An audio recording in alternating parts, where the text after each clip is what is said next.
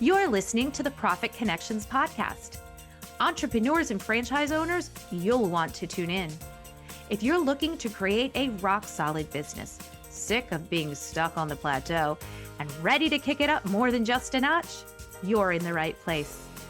I'm your host, Sharon, and I believe in unleashing your full potential to create resilient, successful businesses that in turn make significant positive impacts in our world. Welcome to the Profit Connections podcast.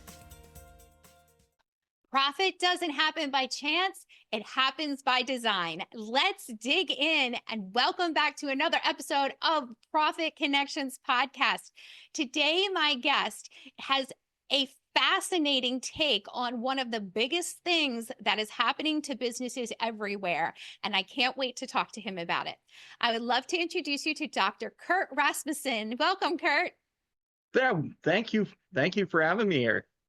I'm going to read Curt's bio so that you can hear a little bit about him.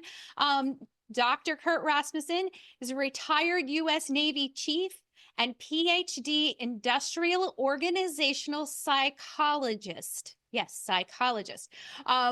That's a lot of big words. And he happens to live right now in York, Pennsylvania. He holds seven pending patents. And wait till you find out what those patents are in, at least some of them. He's a bold thinker at the intersection of veteran support, innovative education, AI, neuroscience, and Nordic lore. He rides sport bikes hard and forage. Okay, this last sentence, I'm going to try this one more time. He rides sport bikes hard and forges practical paths forward with grit and precision. Thank you and welcome, Dr. Curt. Thank you very much, Sharon. I love that you included in your bio a little bit about what makes you tick and how much fun you have riding bikes and balancing what you do with the fun side of life and also the business side. First of all, I also want to thank you for your sacrifice. Thank you for serving our country and making the world safer for us. I truly, truly appreciate that. Thank you. And so we're going to go ahead and dig into some juiciness. And when I teased a little bit about some of your patents and what your perspective is on the new wave that's hitting every business, let's go ahead and dive deep and tell us all about that. Sure. So I'm involved with a lot of artificial intelligence work. I've been working with artificial intelligence for better part of a decade. My degree is actually in industrial organizational psychology, as you read. So I am a guy that studies work and the people that actually conduct the work. So it's kind of a weird intersection in some ways, but kind of fortuitous also because currently that is a hot topic about AI taking over workers' positions and AI coming into the workplace in general. And that's kind of where I come in. I help businesses integrate AI into the workplace if it makes sense, because about 99% of AI projects wind up failing. They don't produce return on investment.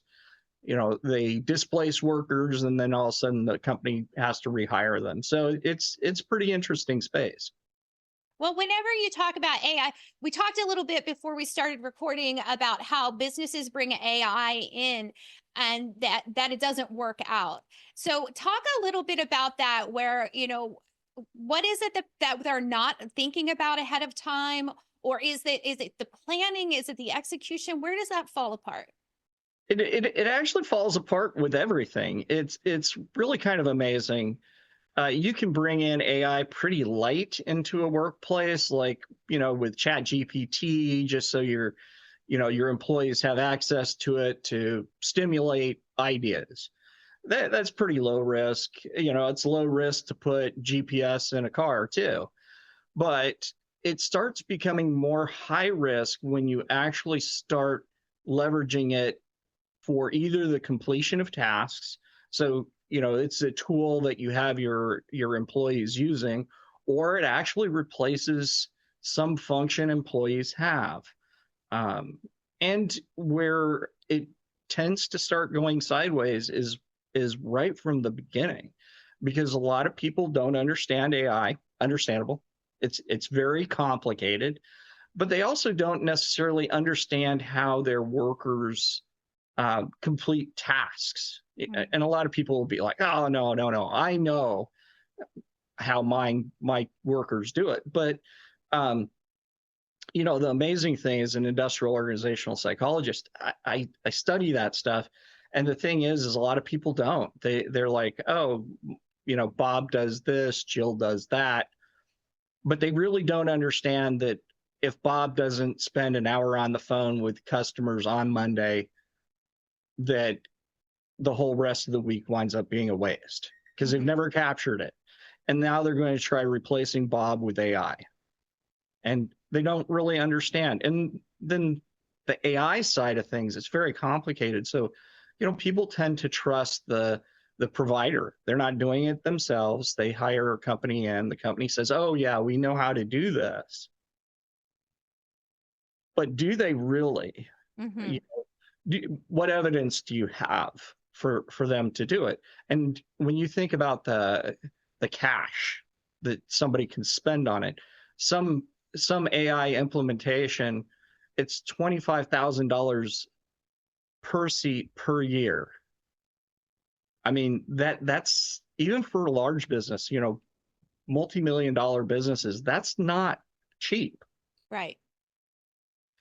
So So, yeah. So what? There's a lot of what I'm hearing you say is that as business owners, employers, sometimes we don't have the perspective of what goes on every day in the nitty gritty, and we just look at it like, it's almost like watching a ballet dancer. You see how beautiful and graceful they look when they're dancing, and it looks so easy, but you don't see all of the pieces behind it that created that end product.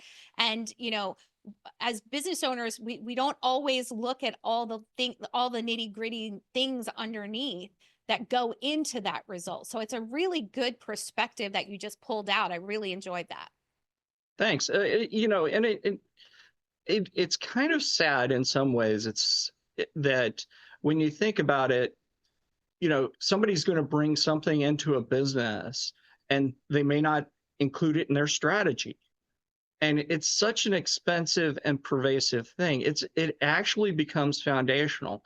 Most AI projects take from for a small project 2 to 3 months to actually get into the pilot phase, to years.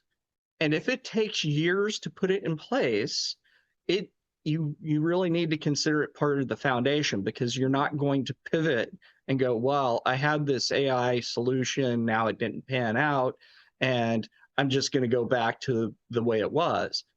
Uh, that is not something that happens, but businesses on the regular don't even plan it into operations, much Wow. less into strategy. Yeah. It's like whenever you have a huge ocean liner, if you need to turn that ocean liner around, it's not as quick as turning your car. There's so much that goes into that. And bringing in an AI model and a solution, if you're looking at it that way, without understanding all of the things that you need to understand, is like trying to turn that ocean liner really quickly. So it's not good for anybody. Right, right. And it is, AI can be truly uh, helpful for a business. I use AI every day for my business, but I also know its limitations. I have a very good idea of, where I don't want it at, but that I'm different. I have a lot of experience in Right. this area, uh, and that is not something, the business owner has experience in that business, Mm-hmm. not in AI. Mm-hmm. Business owner has their experience in their business, and not really necessarily in the workers. You Hmm. know, yeah, they're part of the business, but these are all things that are very important with bringing in AI and understanding what it can and can't do. Take into consideration if you contract with an AI provider, let's say everything works out, you're one of the 1% that this is successful and you're getting a return on your investment. What happens if that provider goes out of business or doubles the price on you? Ooh, yeah, yeah. That just happened to the company my husband works for, where they invested all this money into an AI platform and then they raised the price and they didn't account for that. And this is a huge, huge, huge business that happened. Yeah, absolutely. Things that you don't even think about. Talk a little bit about because we're talking about all of the mistakes that we can make with AI bringing them in, and you have a few patents that sort of address this. Yes. I do. So, and sorry if I get a little bit geeky here, but two of the patents that I have pending, one's called the multi-dimensional algorithm structure, MAS, and the other one is called the explainable artificial intelligence construct. And amazingly enough, up until I came up with MAS, there's never been a taxonomy of the different types of algorithms for artificial intelligence ever. So what MAS really does is it helps show which algorithms are best instead of saying, oh, well, I'm going to use a large language model, an LLM, which is what a lot of people just know. They're like Chat GPT, it's great, Grok, it's great. But those are not actually very good for certain functions. And if you want to do, you have a certain business function you want the AI for, that's not often it's not your best choice. So MAS helps choose that and show you it helps show where your data is good enough or maybe it's lacking, and really kind of de-risk that whole implementation. And where XAIC, so the explainable AI construct, comes in is really that machine human side of things. And not to sound bad, but I'm sorry, most of us just don't have the mathematical background to really understand the algorithm. True. And I mean, I mean, that's not a problem. It's okay. It is what it is. But if you expect you're going to have employees that have maybe average high school diploma and you want them to understand a neural network, that's you're getting into a very risky proposition where you're probably going to waste a lot of money on training. You're going to waste some money on tool that at the end of the day is just not going to function for your business. So really, we're not putting computers in the place of typewriters. We're putting artificial intelligence in the place of humans. We're taking humans really out of the loop for certain things for this. And it can be totally appropriate, but there's a lot of uses that it's not. And can you afford that? Yeah, this is I really liked your the things that you came up with, because I don't really know that much about AI beyond the large learning or the large language model. So I hadn't even thought about that. Whenever you're bringing those in, what does it do? How is it doing it? And to have a tool that's going to go in and go, okay, here's the information, here's where you measure up, this is the direction you want to go, or you know what, you're not even ready for this. That's a really powerful position to be in, because as business owners, we get ourselves over a cliff a lot in a lot of different areas. And this AI can really, really, especially when you're putting all your eggs in that AI basket, it can really ruin your business.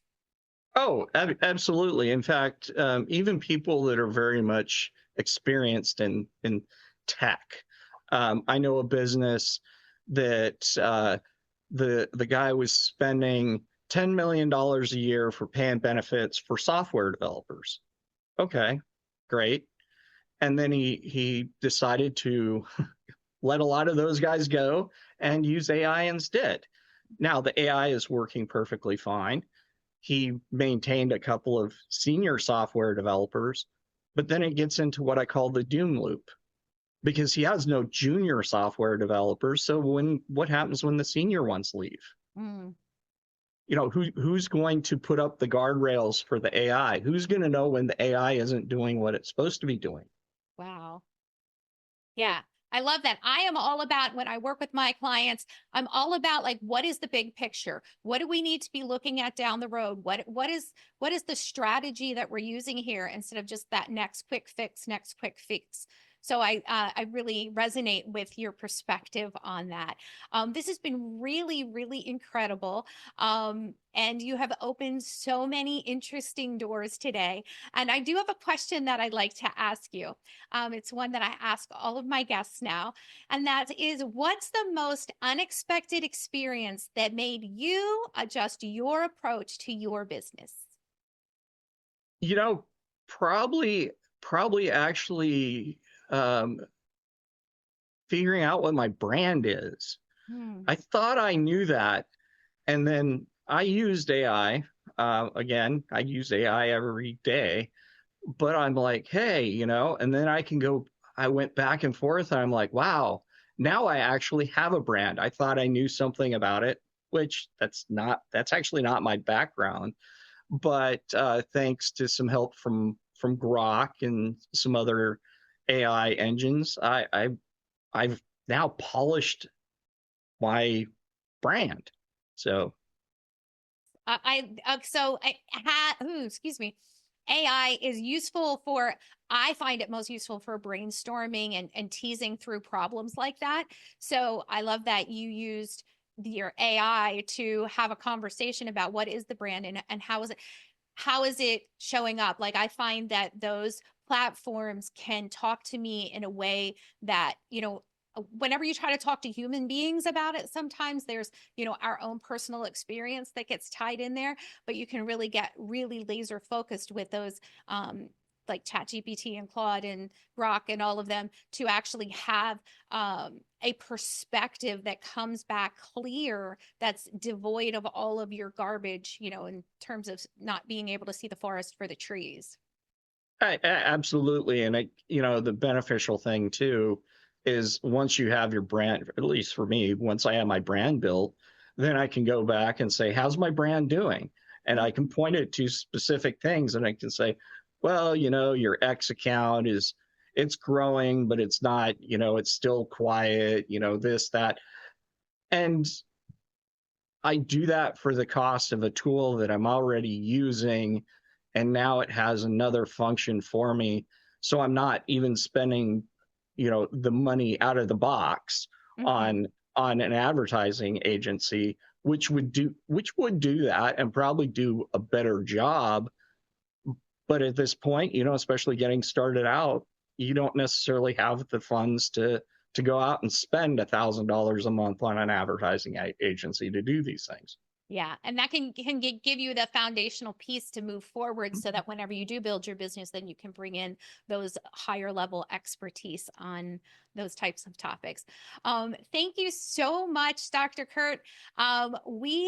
You can find information about our podcast. You can join our community. It's called profitconnectors.club. That's profitconnectors.club. That is our portal with all of our podcasts, all of the gifts from our podcast. So you can go in there and you can find Dr. Curt's information and all of our other podcast episodes. Thank you so much, Dr. Curt, for being here. Thank you for having me, Sharon. Really appreciate it. And hey, say hello to York, PA for me. Oh, will do. Will do. And remember, when you are out working on your business, build with clarity, lead with purpose. Thank you for listening, and I'll see you next time. Hey, Profit Connectors, that's it for another Profit Connections podcast. If you're ready to make moves and connections that take your business to the next level and get your gifts and resources, head over to the website profitconnectors.club. That's profitconnectors.club and get your goodies right now.